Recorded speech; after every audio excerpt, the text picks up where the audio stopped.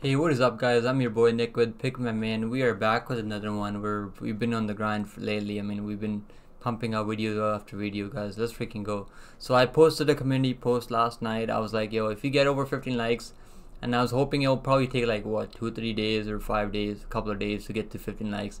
And Jesus Christ, man, you guys absolutely smashed those likes. We already had 22 likes, so I was like, ah, man, I gotta go make this video now. I was honestly hoping it would take like at least like a day or two to get to the like goal. And then I'm like, people really want this early breakdown for the UFC 297 card. So here I am, guys. I'm freaking here. You guys asked for it, and here I am, guys. So we're gonna go over the full card breakdown for UFC 297. We're gonna talk about all the early which bets are good to play early here, early money line attacks, early parlays that I like. So let's take a look at the full card breakdown, guys. So from the early prelims, we're gonna go over each in one fight. We're gonna go over Jasmine Jasudavicius taking on Priscila Cachoeira, and Jasmine Jasudavicius is coming off the loss to Tracy Cortez, where she kind of just didn't get going until the second, third round. She did have some success with the takedowns in the second round. I think she got a takedown in the second round and third round, but it was too late because Tracy Cortez boxing looked crazy improved, and you can tell Tracy Cortez was making a lot of improvements in the time off that she had. I did pick Jasmine Jasudavicius there because I thought Tracy Cortez hasn't fought in over a year, so I don't know how Tracy Cortez is gonna look. But Tracy Cortez is undefeated in the UFC, so she's also beat Erin Blanchfield, so no shame losing to Tracy Cortez, and her only other loss was to her favorite girl, Natalia Silva, who's one of the most beautiful women in the UFC. Let's be honest. So guys, I'm gonna rock with my Canadian girl Jasmine Jasudavicius here. But if she lets me down one more time, I'm never gonna pick her for another fight. But this is a favorable matchup for her. They opened her money line at -192. I didn't really jump on the money line fast enough. Even at -192, I don't know if I really felt good about jumping on that money line. But this is a fight she should definitely win. I mean, Priscila Cachoeira has a big grappling hole in her game. On the feet, she's got nasty striking, but she's got no striking defense even on the feet. And she got absolutely dominated by Miranda Maverick. We did pick Miranda Maverick by third on submission, and that was a third on submission for Miranda Maverick there. She absolutely broke her down, took her down over and over, and just wore her out. I think they're trying to get a Jasmine Jasudavicius back on track here. I don't really like where the money line's at right now. They have Jasmine Jasudavicius up at minus 345. I mean, Jesus Christ, guys. Someone's really putting a lot of money on her. I mean, she should definitely win this fight, guys. I am gonna pick her to win this fight. Obviously, I mean, if you guys can't tell from the way I'm talking. But minus 345, I would not want to be anywhere near that. I'll be honest with you guys right now. But I'm probably gonna look at the over 2.5. I think the over 2.5 probably gonna open up at like -400, -350, around there. Cause I don't think Jasmine's gonna finish her. I think she's gonna use the grappling, take her down over and over, and even on the feet she can crack Priscila Cachoeira on the feet too. Priscila Cachoeira has one of the worst striking defense out there. So the pick is Jasmine Jasudavicius by decision, guys. Next up, guys, we got Charles Jourdain taking on Sean Woodson. And Sean Woodson is coming off that pretty much dominated Denis Bujukha, but Denis Bujukha isn't all that good. We found that out last time on that UFC 295 card.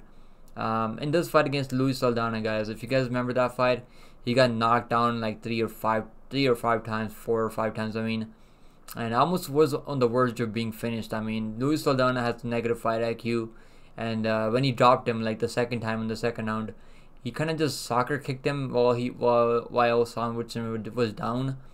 Sean Woodson is one of those guys that's really tall, long, and rangy, but he keeps his chin up high, right up in the center for you to touch. And I think Charles Jourdain can crack him and club and sub him. I'm gonna rock with Charles Jourdain by submission. I'll say second round, either a TKO or submission. I'll say submission. I think it's gonna be ground and pound. I think he's gonna drop him maybe with a punch, and then jump on him with like the guillotine choke, a ninja choke. He's got all different types of submission game. He's been in the UFC for a minute now. He beat Ricardo Ramos with the first round guillotine choke. We had him in one of our best bets there. And then he lost to Wood, but that was a close fight.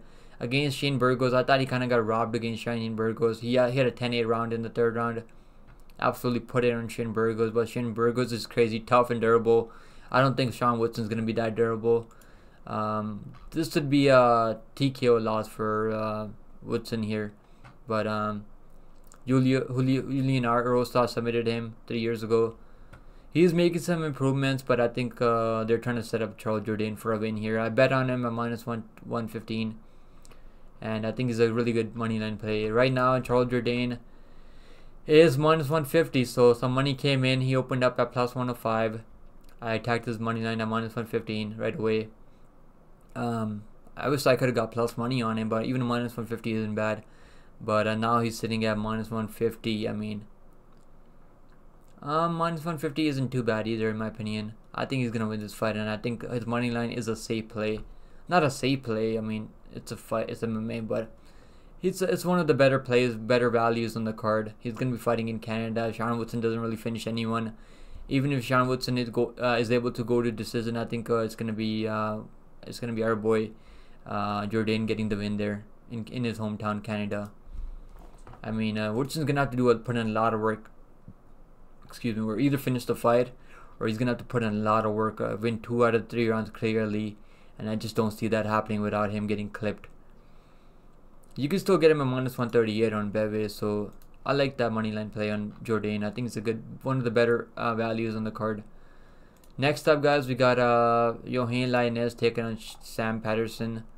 And Yohan Lainesse coming off the loss to Mike Malott, where he was having a back and forth fight in the first couple minutes, but then as soon as he got taken down, he gave up that arm triangle to Mike Malott. But Mike Malott's also fighting on this card on the pay-per-view, so no shame losing to Mike Malott. But then he got knocked out by Gabe Green. I mean, you should not be getting knocked out by Gabe Green. I'll tell you guys right now, don't bet on this fight. Stay far, far away from this one. I think we're going to get a finish either way. One of these guys is going to get finished here. Sam Patterson was over 4-1 favorite over Yanal Yasmuz. And I think I did pick Sam Patterson against Yanal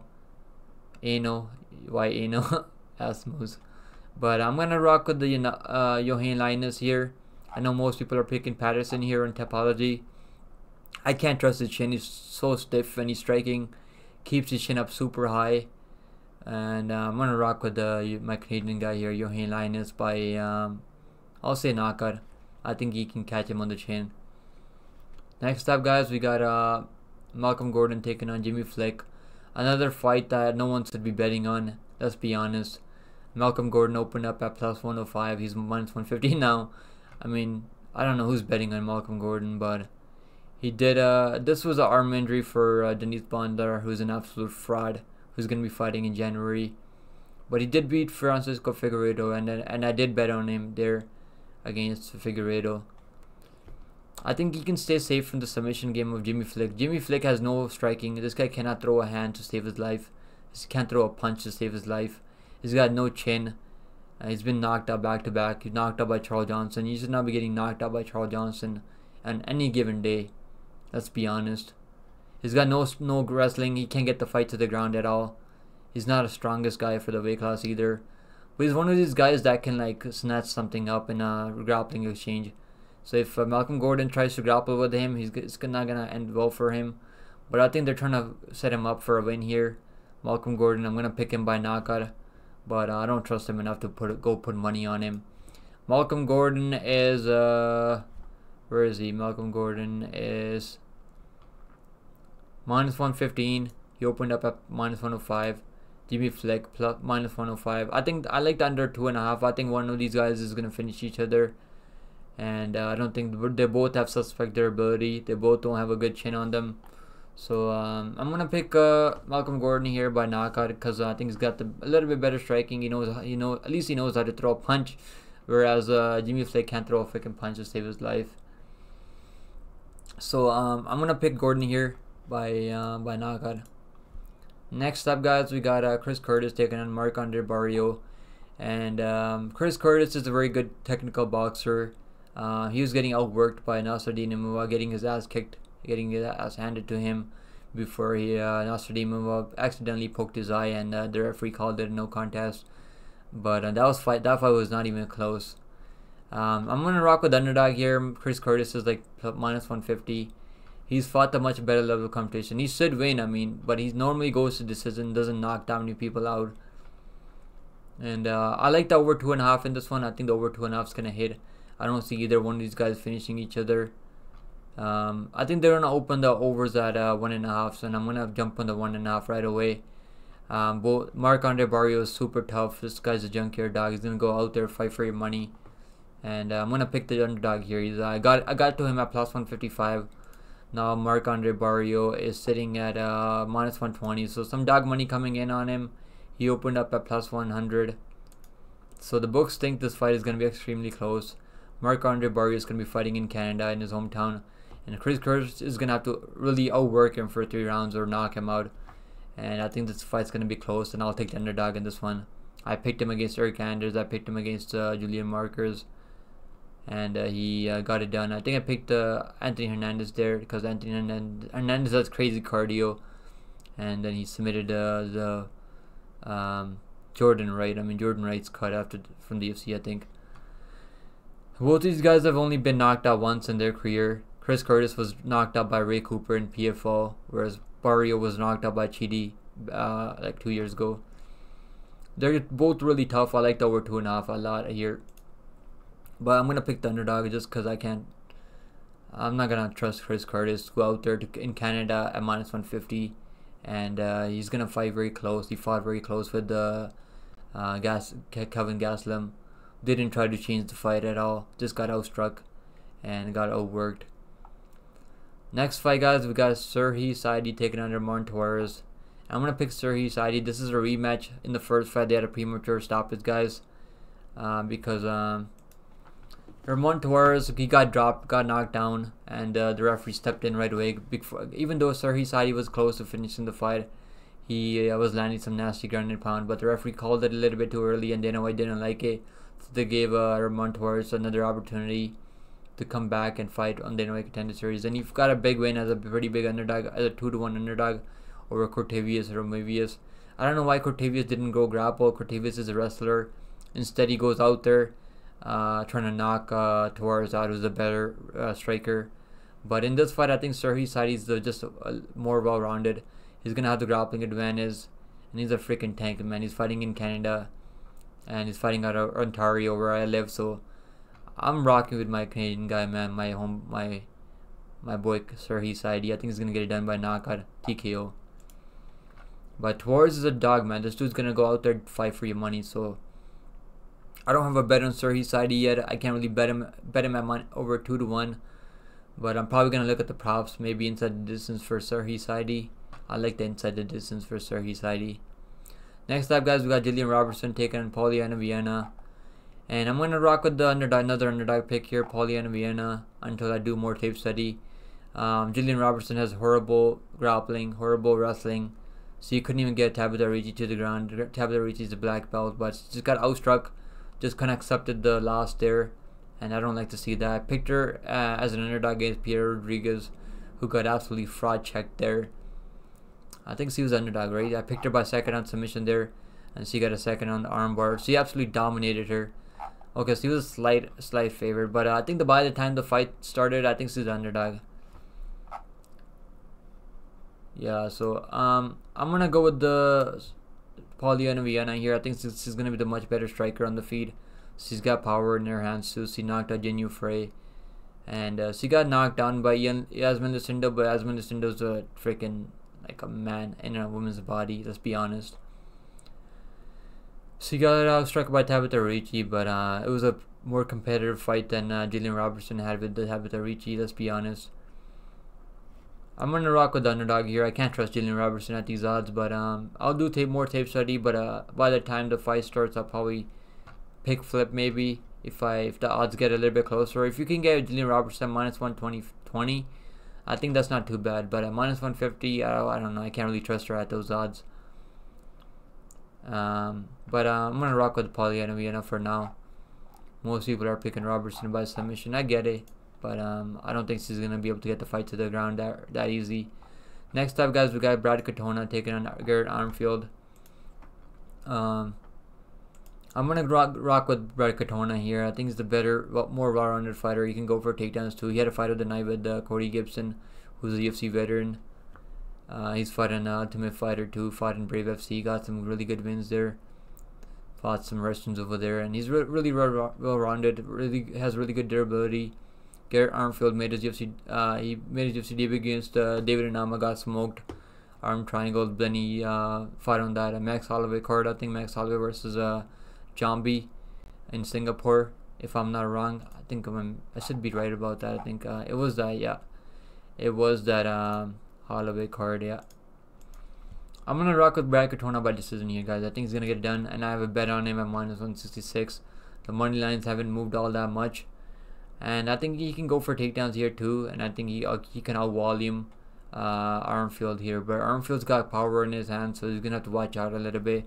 But he showed a really good chin last time against Gibson.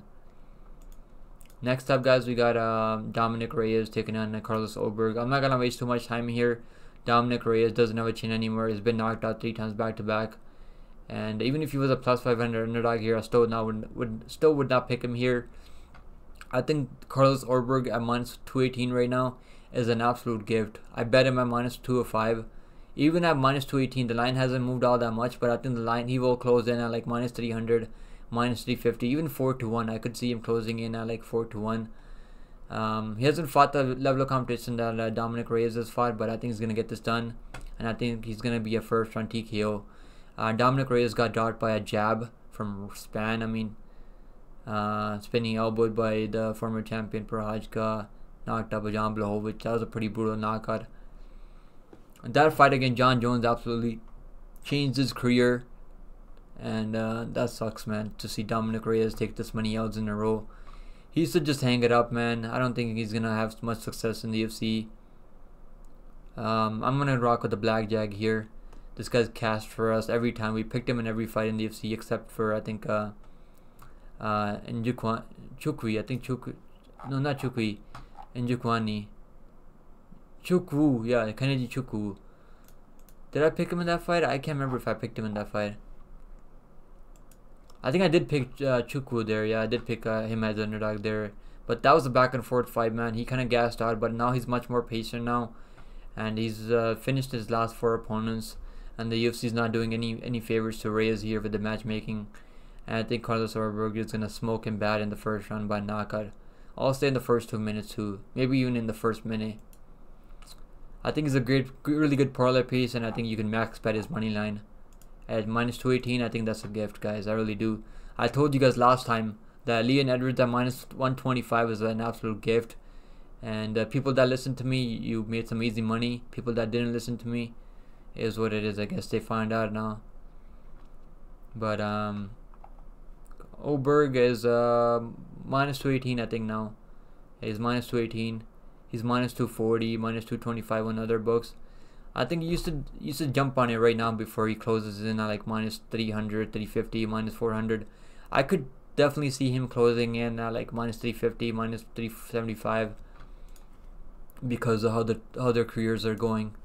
But I got Carlos Ulberg by first round TKO. Next up, guys, we got the UFC veteran taking on the up and comer Mike Malott.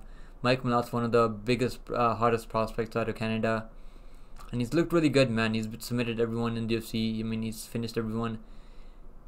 He's got like a 85% finish rate or something like that. Mike, the proper Malott, is going to smoke Neil Magny, man. I've never been high on Neil Magny. He's able to win these fights by split decision somehow. But that fight could have gone either way against Phil Rowe. He barely did enough to win that fight. I mean, he was a favorite over 2-1. And he barely did enough there. I think Mike Malott's going to smoke him. As long as he doesn't gas himself out trying to finish him and Neil Magny somehow survives. That's the only way I see Neil Magny winning somehow. But I think Mike Malott's, he's in his prime right now, and I think he's going to get it done. He's got to reach a disadvantage, but everyone does, man. Mike Malott is going to smoke Neil Magny like a turkey on Thanksgiving. And I can't wait to see it. I think Malott's gonna get it done by second round submission. Next up, guys, we got Arnold Allen taking Movsar Evloev. And Arnold Allen has looked really good, man. He's a really good technical striker, really good knockout power. He's got a really good record in the UFC. Coming off the last 2, Max Holloway we did pick Max Holloway by decision, and that was our lock of the week, I think. Yeah, Max Holloway was our lock of the week by decision, and Max Holloway took him to school, man, teached him a lesson there. I think Evloev is gonna teach him another lesson here, guys. I was gonna pick Arnold Allen. I was picking Arnold Allen before most people are picking Arnold Allen here. If this fight stays on the feet, I think Allen can win this fight. I think he can hurt Movsar too. But Movsar have a pretty good chin. This guy's an absolute monster of a grappler, and I think he's gonna get it done, man. I think he's gonna be able to get the takedowns that he needs, get the control time, maybe go for some submission. But I don't think he's gonna submit him. I think it's gonna be a decision win for Movsar, guys. Movsar by decision is the pick. But I think Arnold Allen is one of the better underdogs on the card. And the money line right now on Movsar is minus 166. And the comeback on Allen is plus 140. I agree with the odds. The odds should be a little bit closer. I think I bet on Movsar at minus 148. He opened up at like minus 130, I think, minus 120. Basically pick 'em odds. But I'm gonna go with the undefeated Russian here. Movsar Evloev by decision. Next up, guys, we got Raquel Pennington taking on Mayra Buenasova. And I'm going to rock with Mayra Buenasova here, guys. I picked her by second round submission. Perfect call against Holly Holm. That was a standing ninja choke. I was so happy. I can't believe how many people are picking against her. Picking a 42-year-old absolute bum, Holly Holm. I don't like Holly Holm. I don't know why people liked Holly Holm. I mean, she was a plus 145 underdog against Holly Holm, who's an absolute one of the worst fighters in the UFC in my opinion. One of the most absolute snooze fest. I mean, Bilal Muhammad's like 10 times more fun to watch than Holly Holm. Let's be honest. They should be married together. I mean, Bilal Muhammad should marry Holly Holm. They would be a good couple together. I mean, 70% almost people were picking Holly Holm against some Buenasova, and now they found out. I mean, when you f around and you find out, I guess now they are picking Buenasova here. It's crazy how things change, how quickly things change, eh? Raquel Pennington has looked really good, but she's just one of these lower level girls. Can't finish a fight to save her life. She finished Macy Chiasson, I guess, by guillotine choke when Macy was going for a takedown. I'm gonna go with Mayra Buenasova. Mayra doesn't even need to get the fight to the ground. She can just lock in some type of submission on the feet. And when the fights do hit the ground, she's very quick, man. She's got one of the best grappling in the weight class.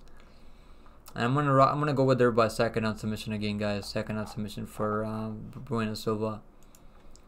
Next up, guys, we got the main event of the evening, guys. Hit the like down below if you guys appreciate these early breakdowns, guys. Not many people out there giving you guys these early breakdowns, so you guys can go get the value on the money lines before the sharks come in. Let's freaking go, guys. You got the newly cemented champion Sean Strickland, Tarjan Strickland, Sean taking on Dricus du Plessis still knocks. I'm having a tough time with this one, guys, but let's be honest, I'm going to rock with Dricus du Plessis. I picked him as a meme against Robert Whittaker. If you guys go watch that last card that he fought on, my last picks, I picked Yair on that card. Obviously, Yair didn't win. Then I picked Pantoja to win over Moreno.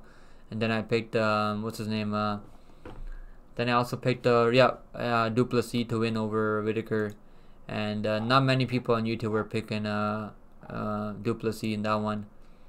He was over like plus 300 underdog, and I just didn't bet on him because I heard so many people talk about how Robert Whittaker was gonna smoke him. Oh, man, I should have trusted my instincts. I would have made a lot of money betting on that plus $300 ticket on du Plessis. I mean, this dude keeps cashing as underdog whenever he is underdog. He's 20-2 in his career. He's fought in KSW. He's fought some legit guys, and he's only been looking better and better. He's really filled into that 185 frame now. The way he knocked out Robert Whittaker, man, that's all you need to see, to be honest. Dropped him down with the jab and just absolutely just finished him. I mean, with some nasty ground and pound. He's got the grappling upside here, so I'm going to rock with du Plessis here, but I can't blame anyone taking Strickland here. Oh, man, if Sean Strickland wins, it's probably going to be by decision. I think inside the distance is a good play, guys. Du Plessis finish only prop. I like that a lot. Du Plessis hasn't been 5 rounds many times, so there is that. Sean Strickland has a lot of 5 rounds experience, a lot of main event experience. So I get it why he's favored on the money line. Strickland is minus 135, and the comeback on Duplessis plus 114. I bet on him at plus 124, and I think that's a pretty good value. I don't want to be sweating a minus 135 ticket against Duplessis, but I can't blame anyone picking Strickland here. They say you get 30% better when you become champion, and there's truth to that. So maybe Strickland comes out here, absolutely takes the Duplessis to school. But I think Duplessis can get something done here, guys. I know I'm gonna get a lot of hate from all the Sean fans, but we're picking fights here. We're trying to make money here, guys. I don't care. I'm not picking fights as a fan. We're picking fights to make money on. So if you guys want to come hit on me for picking Strickland here, bring it on, guys. Bring it on. Leave the comments down below. I'll reply to every comment. But I'm gonna trust my instinct here again. I'm gonna rock with the still undefeated in the UFC Duplessis to get it done by knockout. Those are the picks, guys. I hope you guys enjoyed the breakdown. As a fan, I want Strickland to win because he's way more fun as a champion. But Duplessis, he knows how to talk shit too, so it's not like this guy doesn't know how to talk on the mic. I'm gonna rock with the South African here, the challenger to do and new. Alright, guys, so those are the picks. I hope you guys enjoyed the breakdown. Please leave a like down below for the YouTube algorithm, and leave a comment down below for the YouTube algorithm, guys. It really helps out with the YouTube algorithm. We're trying to work our way to 1K subscribers, guys. We done really good this year, guys. Almost like 65 units in profit this year. 45 since I've been keeping track on the capping website, I guess. But we done really good this year. I'll take the 60. Had a tough time on that. I think on that. Which card was it? The card before Armfield Rouken versus Barriault. That was a tough time. Tough card for me. I would have been up like 80 units if I didn't have that card. But I'll take the 65 units on the year, guys. So 11% return on investment, 19% ROI on parlays, guys. Let's freaking go, guys. Hit the like down below, subscribe to the channel, and the bets that I really like is Duplessis at plus money, Silva by submission. I like Movsar's money line. I like, you can parlay Mike Malott with the Ulberg. I like that parlay a lot. And then I sprinkle the Jourdain 1.2 units on him. And stay away from this one, this girls fight. Maybe bet the over 2.5. Stay away from this one, guys. Don't bet this fight. Lainesse has a horrible cardio. Patterson has a horrible chin. It keeps your chin up high.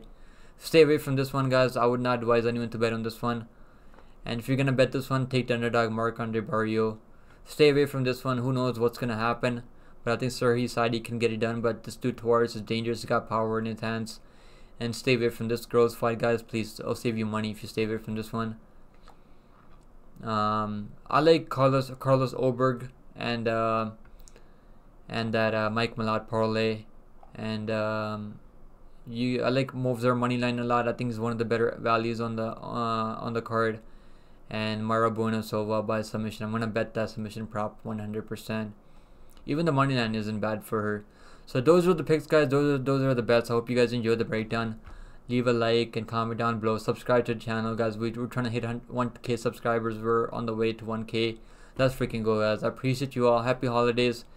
Hope you guys enjoyed the breakdown, and I'll see you guys in the next one. Later.